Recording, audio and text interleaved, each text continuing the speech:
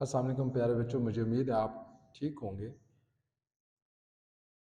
हमने chapter number 1 start किया था। चैप्टर का नाम था सेल स्ट्रक्चर एंड फंक्शन, और इस चैप्टर का जो टॉपिक हम पढ़ रहे हैं उस टॉपिक का नाम है techniques used in cell biology.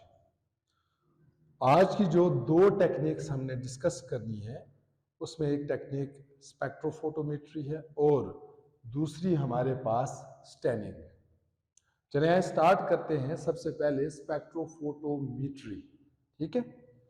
देखिए, ये वो टेक्निक है जिसमें हम ये मालूम करते हैं किसी भी कंपाउंड, किसी भी मॉलिक्यूल या किसी भी पिगमेंट ने कौन सी वेवलेंथ ऑफ लाइट को एब्जॉर्ब किया। ठीक है, आइए डिफाइन करते हैं, देखते हैं कैसे डिफाइन करेंगे।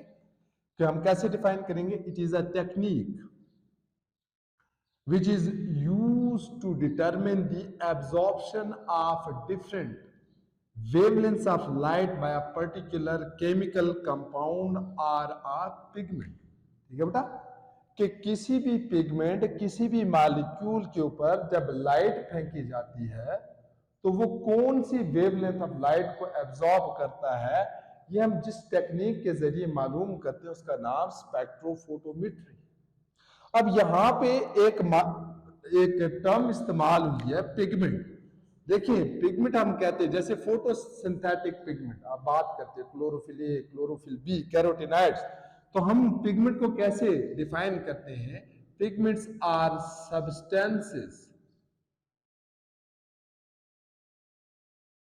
That absorb light of different wavelengths, यानी वो सब्सटेंसेस जो डिफरेंट वेवलेंथ ऑफ लाइट को एब्जॉर्ब करते हैं उनको आप क्या कहते हैं? पिगमेंट्स कहते हैं। तो याद रखें, सारे के सारे पिगमेंट्स एक ही जैसी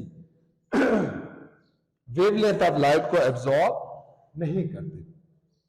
अच्छा, स्पेक्ट्रोफोटोमेट्री में जो इंस्ट्रूमेंट इस्तेमाल होता है लाइट की एब्जॉर्प्शन को चेक करने के लिए, उसको हम स्पेक्ट्रोफोटोमीटर कहते हैं।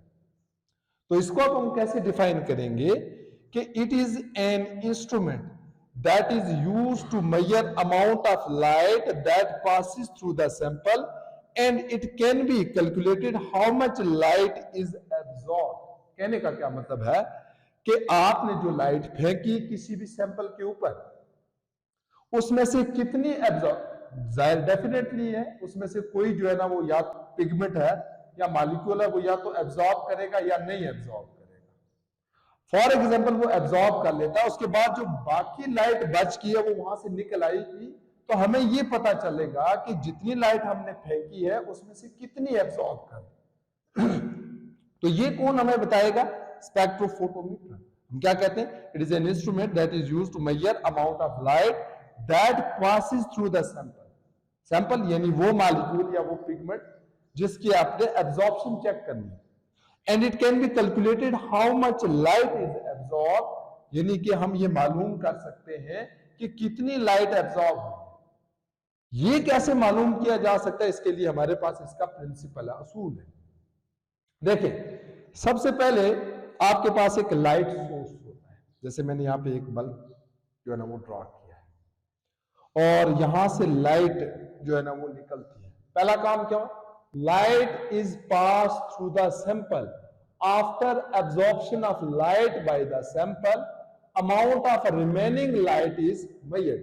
यानी आपने सैंपल के ऊपर लाइट फेंकी, जितनी उसने एब्जॉर्ब कर ली, उसके बाद जो बाकी वहां से बच के निकली है, अब देखें टोटल जितनी आपने फेंकी है, जितनी एब्जॉर्ब हुई है, माइनस करें, आपके पास रिमेनिंग बच जाएगी।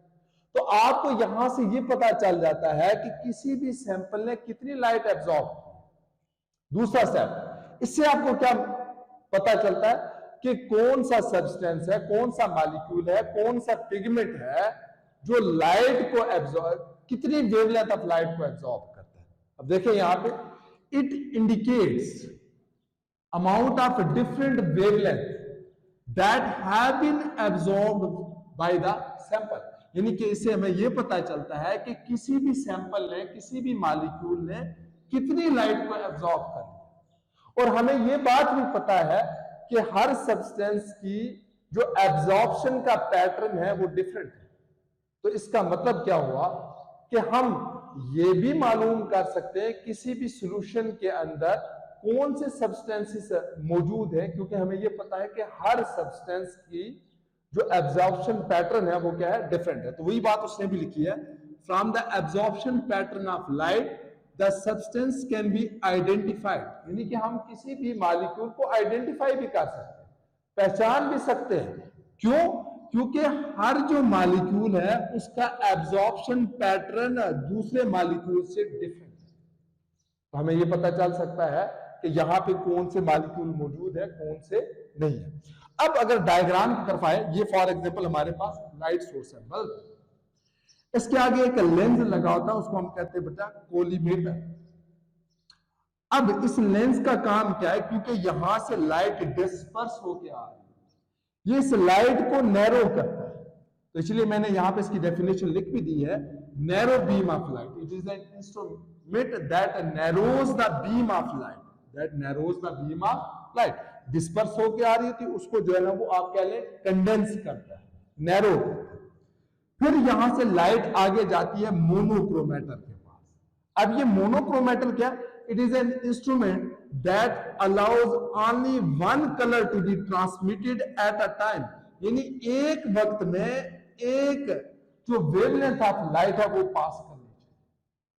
ठीक है, तो इस पर्पस के लिए हम क्या करते हैं बेटा, या तो प्रिज्म इस्तेमाल करते हैं या इसका दूसरा नाम क्या है, ग्रेटिंग इस्तेमाल करते हैं। ये क्या करता है बेटा, यहां से डिफरेंट जो लाइट आ रही वेवलेंथ की, ये स्लिट में से सिर्फ एक लाइट को पास करते हैं, एक वेवलेंथ था, ताकि वो पड़े। फिर आप इस प्रिज्म की डायरेक्शन को चेंज करते हैं, दूसरी लाइट वेवलेंथ ऑफ लाइट को फिर पास करता है स्लिट में से, वो पड़ती है सैंपल। तो देखिए यहां से फॉर एग्जांपल लाइट इस सैंपल के ऊपर पड़ी, अब इसने जितनी एब्जॉर्ब करनी थी कर ली, बाकी हमें डिटेक्टर के पास, बाकी यहां से निकल जाए। तो यहां ये जो डिटेक्टर है ये आगे लगाता है एक डिजिटल मीटर के साथ, जो हमें ये बताता है कि इस सैंपल ने कितनी लाइट एब्जॉर्ब की। ठीक है, तो यहां पे ये सैंपल है, sample or solution in a cuvette. Cuvette एक ग्लास की तरह छोटी सी बोतल टाइप चीज, ट्यूब होती है बेसिकली, जिसके अंदर आपने सैंपल रखा था। सैंपल क्या है, जिसमें आपने वो चीज रखी होती है जिसकी आपने एब्जॉर्प्शन चेक करनी होती है। तो अब ये सैंपल क्यूबिट के अंदर है, इसके ऊपर लाइट पड़ी, ये आगे डिटेक्टर के साथ कनेक्ट है, डिटेक्टर आगे डिजिटल मीटर के साथ कनेक्ट है। तो यहां पे आपके पास वैल्यू आ जाती है कि इसने कितनी लाइट एब्जॉर्ब की। तो इसको हम क्या कहते हैं, स्पेक्ट्रोफोटोमेट्री कहते हैं। दूसरी टेक्निक हमारे पास है स्टैनिंग। स्टैन देखो बेटा, स्टैन कहते हैं कलर को। स्टैन किसे कहते हैं, कलर के किसी भी चीज को कलर करना, रंग करना, इसको आप क्या कहते हैं, स्टैनिंग कहते हैं। तो सबसे पहले इसको कैसे डिफाइन करेंगे कि it is a technique of adding a specific dye to a substance या substrate to check the presence of a specific compound structure in a cell और टिश्यू। ये एक ऐसी टेक्निक है जिसमें आप क्या करते हैं, किसी भी सबस्ट्रेट, जैसे एंजाइम किसी चीज पे एक्ट कर रहा है उसको आप उसका सबस्ट्रेट कहते हैं। तो जिस चीज पे आप डाई डाल रहे हैं उसको आप उसका सबस्ट्रेट कहेंगे। तो यहां पे हम क्या करते हैं, किसी भी सब्सटेंस या सबस्ट्रेट के ऊपर डाई ऐड करते हैं। क्यों ऐड करते हैं, ताकि उस सबस्ट्रेट में से हम कोई स्पेसिफिक कंपाउंड देखना चाहते हैं माइक्रोस्कोप के नीचे, या फिर सेल या टिश्यू में से हम कोई स्ट्रक्चर ऑर्गेनेली वगैरह देखना चाहते हैं। अब नीड हमें स्टैनिंग की जरूरत क्यों है? देखिए बच्चे, ये बात आपको पता है कि सेल के अंदर या मोस्टली जो बायोलॉजी के जो स्ट्रक्चर्स हैं ये ट्रांसपेरेंट होते हैं पानी ज्यादा होने की वजह से, और ये हमें क्लियरली माइक्रोस्कोप के नीचे नजर नहीं आते। तो इन स्ट्रक्चर्स के दरमियान डिफरेंशिएशन के लिए हम स्टैनिंग का इस्तेमाल करते हैं। तो मैंने ये चीज लिख भी दी है कि most biological structure are transparent, ठीक है, वो क्लियर होते हैं, जिसकी वजह से हम उनको माइक्रोस्कोप के नीचे क्लियरली देख नहीं सकते। तो उनके दरमियान डिफरेंशिएट करने के लिए हम स्टेनिंग का इस्तेमाल करते हैं, ये इसकी जरूरत है। अब स्टेनिंग हमारे पास वैसे मुख्तलिफ किस्म की है, जैसे हमारे पास एक टाइप है इन विट्रो स्टेनिंग और एक हमारे पास है in vivo staining. In vitro किसे कहते हैं? इन विट्रो वैसे यूजुअली इस्तेमाल होता है इन लैब या आउटसाइड नेचुरल इन्वायरमेंट,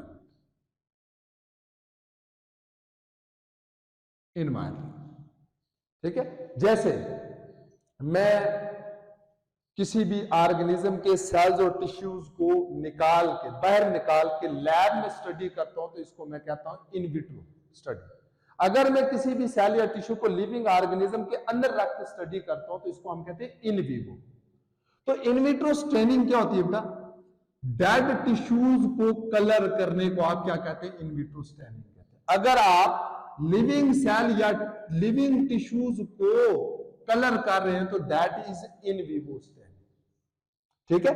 अब प्रोसीजर क्या है जैसे इन विट्रो स्टेनिंग का? सबसे पहले आप क्या करते हैं? फिक्सेशन करते हैं। फिक्सेशन किसे कहते हैं? क्योंकि सेल्स डेड है, टिश्यूज डेड है, तो खतरा यह है कि उनकी डीकंपोजिशन ना हो जाए bye micro organism.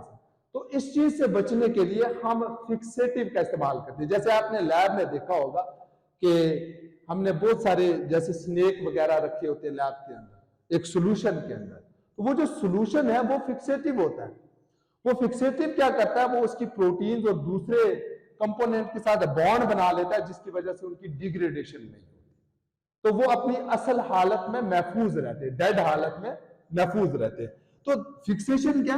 It preserves the shape of cell और टिश्यू।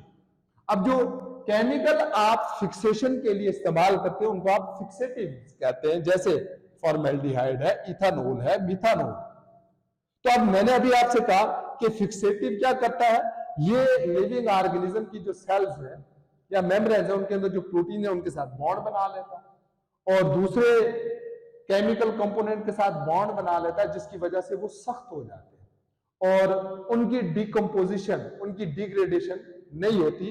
तो फिर दूसरा काम आप क्या करते हैं? ये जो फिक्सेटिव आपने बना लिया इसको किसी माइक्रोस्कोपिक स्लाइड या ग्लास स्लाइड के ऊपर ट्रांसफर करते हैं। अगर तो सेल्स फ्री है, कोई बड़े बड़े सेल्स नहीं है या बड़ा स्ट्रक्चर नहीं है, फिर तो आप डायरेक्टली इसको स्लाइड के ऊपर ट्रांसफर करते हैं और उसके बाद आप स्टेन ऐड करते हैं, डाई ऐड करते हैं। अगर बड़ा स्ट्रक्चर मौजूद है तो फिर हम बड़े स्ट्रक्चर को कट करते हैं और जो इंस्ट्रूमेंट कटिंग के लिए इस्तेमाल होता है उसको हम कहते हैं माइक्रोटोम। माइक्रो का मतलब स्मॉल, टोम कहते हैं कट को। तो माइक्रोटोम वो इंस्ट्रूमेंट है जिससे हम सेल्स या टिश्यू या ऑर्गन्स को थिन स्लाइसेस में काटते हैं, उसको आप क्या कहते हैं? माइक्रोटोम कहते हैं। अब देखिए सिग्निफिकेंस क्या है स्टेनिंग की। जैसे इन विवो स्टेनिंग, आप सेल के अंदर किसी भी स्ट्रक्चर को देख सकते हैं क्योंकि हर स्ट्रक्चर डिफरेंट डाई को एब्जॉर्ब करता है। तो ये बात देखिए, specific cells and structures absorb specific dye, यानी हर जो स्ट्रक्चर है वो स्पेसिफिक डाई को एब्जॉर्ब करता है। तो this characteristics can be used to see their position within cell, कि इस कैरेक्टरिस्टिक को हम इस्तेमाल कर सकते हैं किसी भी स्ट्रक्चर की पोजीशन या लोकेशन सेल के अंदर कहां है ये मालूम करने के लिए। अब देखिए ये मैंने आपसे कहा कि इन विट्रो स्टेनिंग होती है और इन विवो स्टेनिंग होती है। स्टेनिंग दो किस्म की हो, सिंगल स्टेनिंग भी होती है, डबल या डिफरेंशियल स्टेनिंग भी होती है। सिंगल स्टेनिंग क्या होती है? अगर आप एट अ टाइम एक डाई का इस्तेमाल कर रहे हो उसको आप सिंगल स्टेनिंग कहते हैं। अगर आप एट अ टाइम दो डाइज का इस्तेमाल कर रहे हो तो उसको आप डबल स्टेनिंग कहते हैं या डिफरेंशियल स्टेनिंग कहते हैं। जैसे मैंने यहाँ पे एग्जांपल दिए, अगर मैं न्यूक्लियस को स्टेन करना चाहता हूं तो उसके लिए मैं जो डाई इस्तेमाल करूंगा वो हमारे पास बोरेक्स कार्मीन डाई है, ये पिंक कलर की डाई है। लेकिन अगर मैं न्यूक्लियस और साइटोप्लाज्म को इकट्ठा स्टेन करना चाहता हूं तो मैं यहाँ पे दो डाइज का इस्तेमाल करूंगा। जैसे हेमेटोजाइलिन ये न्यूक्लियस को स्टेन करने के लिए इस्तेमाल होती है और इओसिन ये साइटोप्लाज्म को स्टेन करने के लिए इस्तेमाल होती है। तो इस तरह की स्टेनिंग को आप क्या कहते हैं? डबल स्टेनिंग या डिफरेंशियल स्टेनिंग। अगर एक स्टेन इस्तेमाल कर रहे हो तो उसको आप क्या कहते हैं, सिंगल स्टैंडिंग। एक बार याद करेंगे, रखेंगे कि लिविंग सेल्स को स्टैन करने के लिए जो इस्तेमाल होता है स्टैन, उसको हम वाइटल स्टैन कहते हैं। The stain that is used to colour और dye living tissues is known as vital stain. ये आज का हमारा टॉपिक था। मुझे उम्मीद है कि आपको समझ आई होगी। अगर आपके पास कोई सवाल है तो कमेंट सेक्शन में आप जरूर पूछिएगा। अपना ख्याल रखिएगा। अल्लाह हाफिज।